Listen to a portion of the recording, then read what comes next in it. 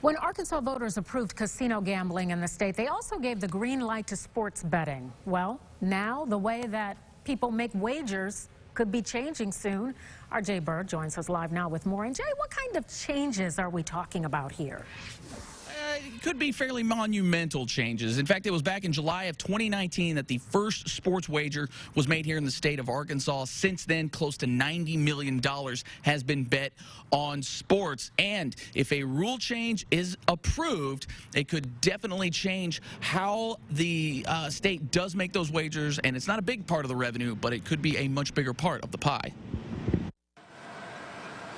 $74 million has been paid out to Arkansans in sports bets since it began in July of 2019, but it is only allowed on site at one of the 3 casinos throughout the state. Scott Harden with the Department of Finance and Administration says many people would wager on sports if there was an option outside a casino. So if you're in Northwest Arkansas, Northeast Arkansas, and don't want to make the drive, but you want to place a sports wager, that opens up an entirely new market. But if mobile sports wagering rules are approved, it could allow anyone in Arkansas to do it from anywhere, and the state is looking at a potential windfall.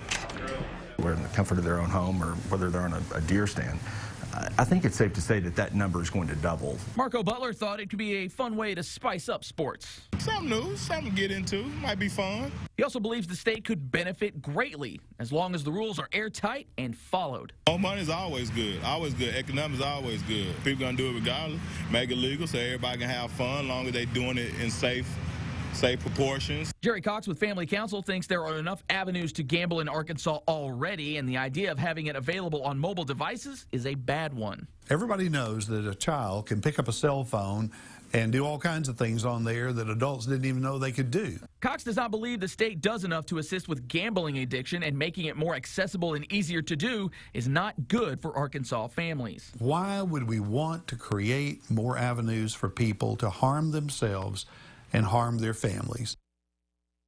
The commission will actually meet on Thursday to possibly approve this rule. It will then go to a 30-day public comment period, and then will have to be finally approved by the Racing Commission, then also by the state legislature. And at the very earliest, officials tell me that there could be sports wagering on mobile devices as early as the first weekend in February, just in time for the Super Bowl. Live from the state capitol, Jay Bird, Fox 16 News.